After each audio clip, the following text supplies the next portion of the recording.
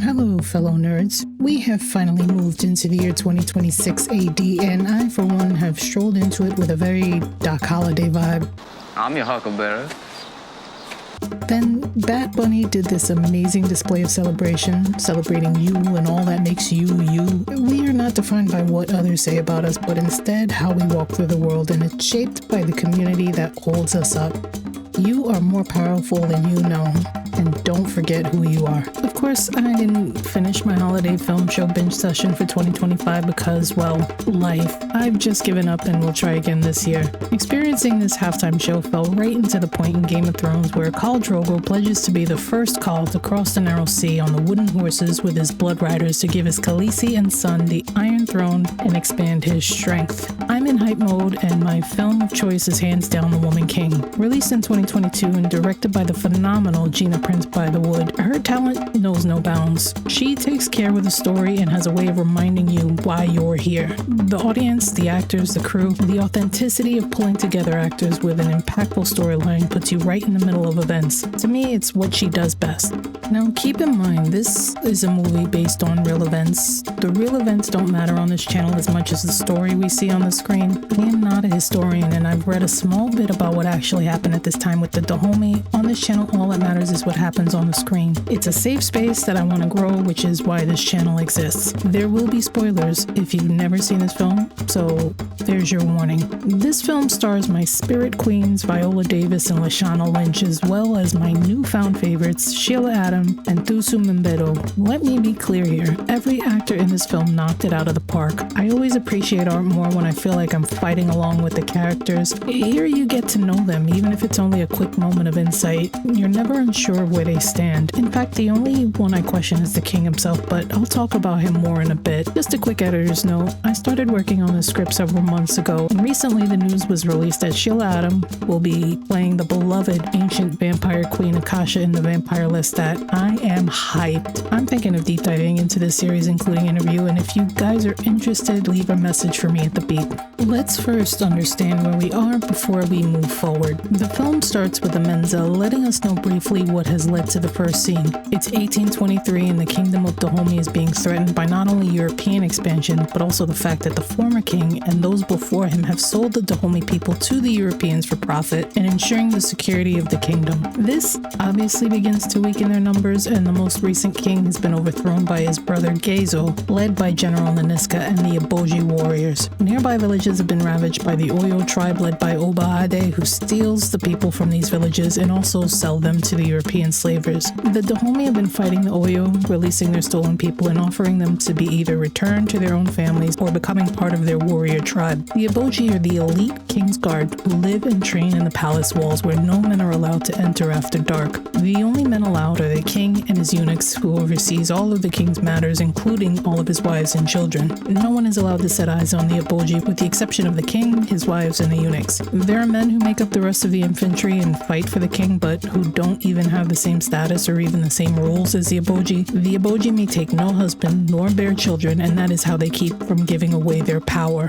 Naniska is the general, the Meganon, and because she has continually proved her loyalty and bravery to King Gezo, she also acts as his most respected advisor. The head wife, Shantae, is jealous of Naniska and seems to love embarrassing herself when speaking to Naniska as she tries to put her down. Shantae is extremely ambitious, but even the head eunuch puts her in her place by reminding her that Naniska has given King Gezo his kingdom, while Shantae has kept herself preserved in a cupboard. She needs to be more realistic in her own role before undermining Naniska, and seriously, look at this walk. Would you stop to question a warrior with fresh scars after just finishing a massive battle, losing some of her sisters, who walks like this? This for me is Viola's signature, and I enjoy it so much. Every character she's ever played moves with intention and is not an easy thing to portray. Here, Naniska is simply moving from one place to the other, but in reality, her gait says a lot. King Gezo plans to make Naniska the woman king, not his wife, but his partner in ruling. It is a traditional honor that hasn't been seen in their lifetime because the previous king did not honor tradition. Shantae believes she is more deserving of this, which is why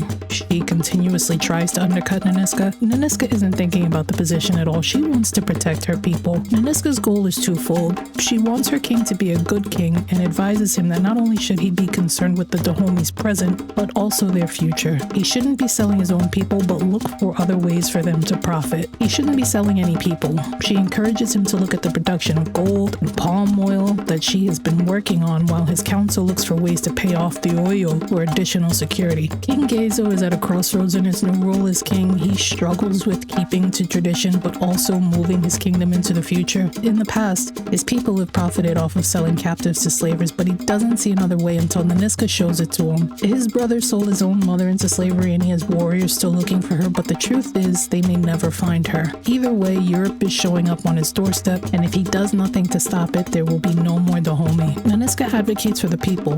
People aren't property. If you keep selling them, you won't have a kingdom. Gezo gets it. He is a good man and wants to be a good king. He listens to Naniska because he trusts her, and if she can make the palm oil thing work, then yes, they will stop selling people into slavery. Naniska makes him promise this for all people, not just their captives. While all this is going on, we meet Nawi. She's a young woman in a wealthy family, and her father's trying to marry her off to a grown-ass man, and she's not having any of it. Out of frustration, her father brings her to the doors of the palace to give her to the Aboji. If she won't make a good wife, maybe she'll make a good warrior. Izogi takes her in and introduces her to her new life. Even though Izogi is a legendary warrior, she takes Nawi under her wing and shows her the meaning of not only being a good warrior, but an asset to her community. She has a new family now, and only understanding community can she truly get what it means to be a Boji. The first rule of training is always obey Izogi. They've got some really good scenes, and Izogi is even nicknamed her Tsitsi because she just keeps buzzing around not knowing where to go. Nawi tries to be respectful, but she's stubborn and speaks up when things are right or wrong. She really wants to be here and is navigating her role as a new recruit. When all of the new girls are introduced to Naniska, she tells them that if they want to go back to their own villages, they are free to leave. All of the Mahi leave except for Ode, and when Nawi asks why she didn't leave with the rest, she says that here, at least she will be the hunter and not the prey. Nawi also asks Fumbe why she stayed. Fumbe tells her that there is nowhere else for her to go. There's a scene where one of the warriors, Tara, starts to insult Ode.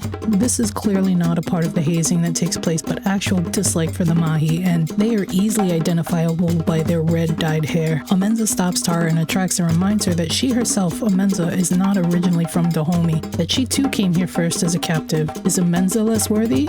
Of course not.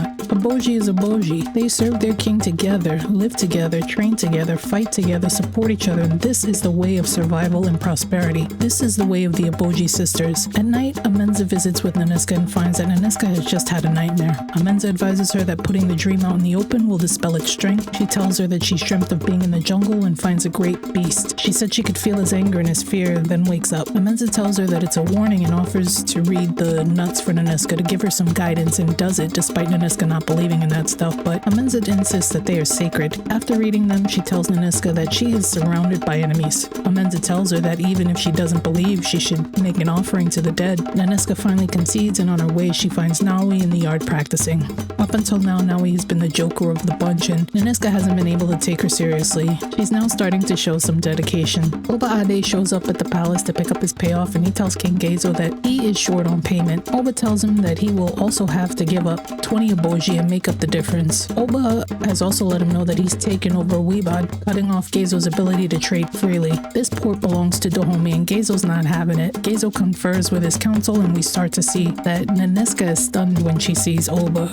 She's somewhat shaken and clearly recognizes him. Gezo agrees to give up the Aboji and will have Naniska deliver them to him. In Weebad, we first meet Malik and his childhood friend Santos. They've just arrived from Portugal and have brought spices, silks, and whiskey to trade for slaves. While Santos is white, Malik is of mixed race. He's escorting his friend on this trip, but has another reason for coming as well. He wants to see Dahomey because Dahomey is where his mother is from. These two have known each other for a long time, and Malik doesn't like the idea of buying and selling people as if they're cattle. He's grown up learning about Dahomey from his mother, as well as learning the language. Santos doesn't ever let him forget that if his father wasn't white, he'd be in chains too. Malik knows he's privileged because of his father, but is fully aware that it's not right. There's an entire economy in this trade, and he feels that one man cannot be the change that's needed to correct that system. Malik notices Nawi when the Aboji enter the city center. Naniska chose 20 warriors, including killing Nawi as payment to Oba. Instead of handing them over, she instead gives Oba the heads of his soldiers that were left behind as Geizo's response. Naniska has no intentions of her warriors becoming slaves, and as the rest escape, he fights one-on-one with Oba.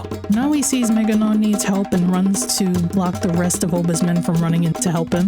Naniska is forced to leave the fight when she sees that Nawi is still there because she's only meant to kill Oba, which meant freeing the people from Oba and getting her revenge for what Oba did to her in the past. Together they flee and jump the wall, landing in the ocean where the Oboji were waiting in boats to retrieve them. When they made it ashore, Naniska chastises Nawi for not following the plan because it put them in greater danger. Nawi insists that she only did it to help her because she did not want Naniska killed. Naniska tells her to learn to follow the plan and not be so stubborn. In truth, Nawi did a good thing, but at the same time it increased the threat level and could have killed all of them. Amenza pulls Naniska to the side, admitting that she would never question her in front of the others, but Naniska in fact is the one who didn't follow the plan. Naniska reveals that she never intended to. She wants Oba's head. Santos tells Malik that if he wants to see Dahomey, they should go now as it most likely will not exist after what just happened. They head out and arrive right at the time where the new recruits are preparing for their final test. If they pass this test, they will officially be Oboji. On their way to Dahomey, they camp for a bit to rest. Nawi is at the river to find a whetstone smoothed out by the waterfall as a gift to herself as she gets ready for the test. Here she finds Malik bathing in the river and it's awkward, but they like each other. She's shocked he can speak her language and he tells her his mother is Dahomey. Nawi eventually runs off back to the palace to prepare for the test. King Geizo welcomes his guests, and after Malik tells Geizo that his mother was Dahomey and she was taken as a slave, Geizo wishes him well in finding her and shares how he is men still looking for his own mother. Malik admits that he buried his mom recently. This is kind of an awkward moment as Geizo feels a kinship in Malik through their mothers, but even this moment shows Malik's privilege in being able to spend time with his mother and knowing where she is even in death. Geizo tells him that Dahomey is still his home. Geizo invites the two to stay for the final test as it's a big event in Dahomey. The girls race through the obstacle course and Ode takes the lead when Nawi goes back to help Fumbe through the thorny bush.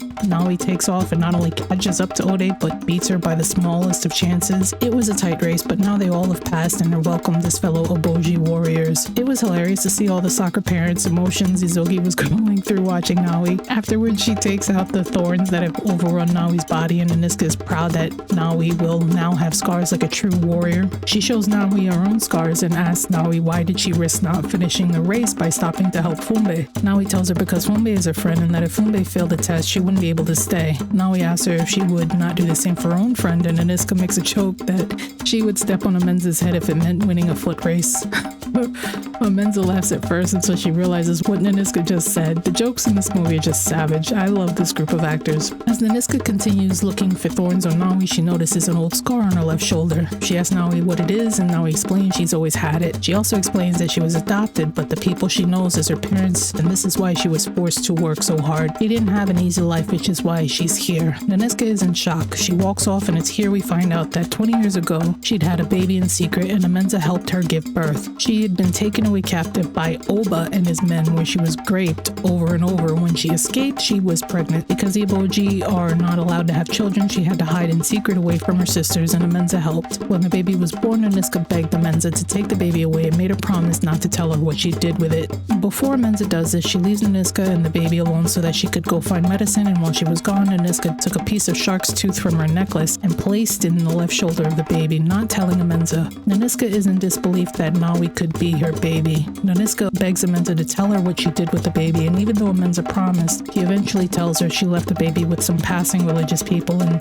there's no way Nawi is the same baby. Naniska is finally able to calm down, being reassured by her best friend, but in her heart she still knows that Nawi is hers. She just has to prove it. After the race and the girls are all cleaned up and injuries fixed, Nawi spots Malik peeping through the gates looking for her. She goes to it and tells him he's not supposed to be doing that. He invites her to his camp later that night so they can talk, and Nawi finally agrees to go after the girls' blood ceremony, making them official Oboji. Nawi sneaks out afterwards and meets up with Malik, who warns her that Oba plans to come to destroy Dahomey soon. Nawi runs back to the palace to warn Naniska, and she finds her in the baths. Naniska questions her about her leaving her sisters on their night of celebration, and Nawi, being Nawi, argues with her.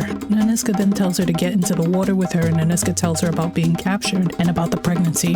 Nawi says that she isn't the baby, but Naniska cuts Nawi's shoulder and pulls out the shark's tooth. Nawi doesn't doesn't know what to do with any of this info, and she runs back to the barracks in shock. Naniska takes some of her warriors the next morning to find Oba's warriors heading to Dahomey and calculates how far they are. She then gets her soldiers to start putting out exploding booby traps to surprise them when they make it to their next camp before Dahomey. Her soldiers lay in wait for them and fight.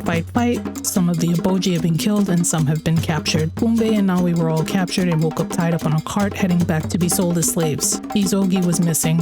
When Nawi wakes up, she sees that Pumbe isn't tethered to anyone and she should roll off the back of the cart so that she can head back to the palace and let them know what's happened. When they arrive in Wibad, Malik sees Nawi tied up and tries to get her out of there, but Santos stops him and reminds him that he too could end up being sold if he's not careful. In the cages, Nawi spots Izogi, who had also been captured, and she's in shock. Her arm is broken and Nawi wants to help. She manages to pull Izogi out of her haze, and Izogi advises her how to fix her arm. What is rule number 1? Obey Izogi. As people in the cages are being chosen to put on the selling block, Izogi comes up with a plan. They manage to cause enough distraction to begin an escape, but in the end, Izogi is killed and Nawi ends up being bought by Malik. He takes her back to his apartment and explains that she is not his slave and that she can come and go as she pleases. He wants her to go back to Portugal with him, but Nawi wants to go back to the palace. Malik has given her a white dress to wear, but she's a soldier. Functionally, the dress makes no sense, so she cuts it up to be more of a shirt and shorts bound by a belt. Later that night, Naniska asks Gezo to give her permission to go and not only rescue her warriors, but everyone, and finally be done with Oba. Gezo denies her. She decides to go against his orders and sneaks out the palace gates. While she runs to Wibad, her army catches up to her and join her to go and rescue their brothers and sisters. In Wibad, there's an incredible battle scene, and Nawi helps Naniska to finally dispose of Oba. Together, they freed everyone in chains, and Malik helps as well. He didn't want to leave without Nawi, but they are from completely different worlds, and she is a Boji. He decides to return to the ships bound for Portugal. Santos is put down by his slaves who were trying to get away, and when everyone returns to Dahomey, Gezo can't help but be thankful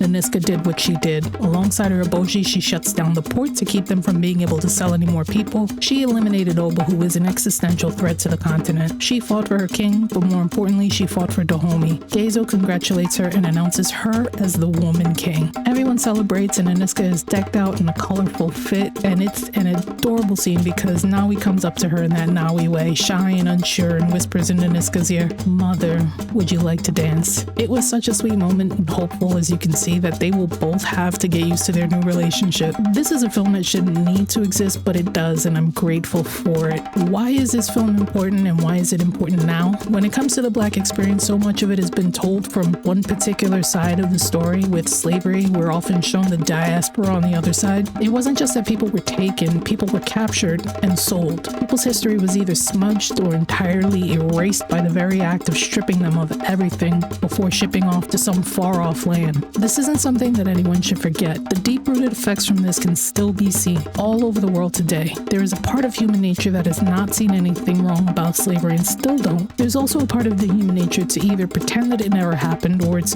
something better left forgotten because it's a stain on all of our histories. These stories need to be told because if we forget, then we're shocked and horrified when we see it happening again. It's a shared story. We can't always remember the good stuff. We have to remember the bad stuff, and Hollywood has oftentimes done its best to ignore it and paint it differently. This is a film of empowerment. King Gezo took accountability for his part, and Aniska showed him a way to make it right, fully earning her status as the woman king. Thanks, nerds.